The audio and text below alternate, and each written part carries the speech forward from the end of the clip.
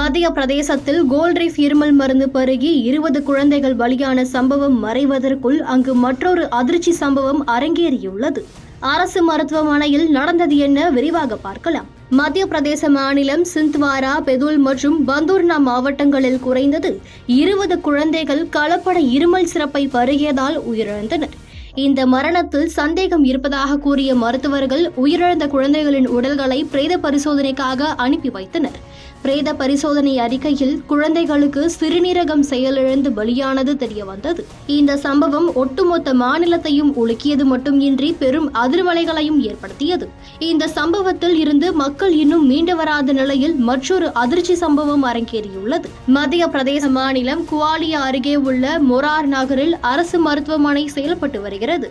இந்த மருத்துவமனைக்கு சென்ற பெண் ஒருவர் தனது குழந்தைக்கு மருத்துவம் பார்த்துள்ளார். குழந்தையை பரிசோதித்த மருத்துவர் அசித்ரோமைசின் என்ற ஆன்டிபயாட்டிக் மருந்தை பரிந்துரைத்ததாக கூறப்படுகிறது.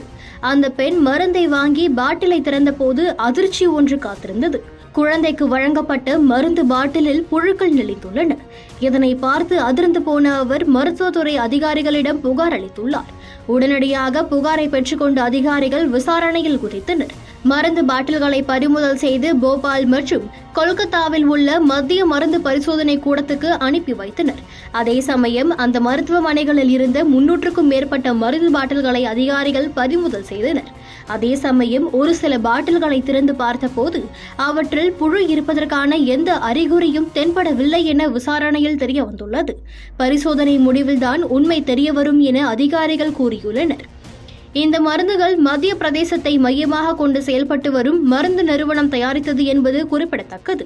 ஏற்கனவே கோல்ட்ரீஃப் இருமல் மருந்து பருகி 20 குழந்தைகள் பலியான சம்பவம் மறைவதற்குள் ஆன்டிபயாட்டிக் மருந்தில் புழுக்கள் நெளிந்த சம்பவம் மத்திய பிரதேசத்தில் மீண்டும் அதிர்ச்சியை ஏற்படுத்தியுள்ளது.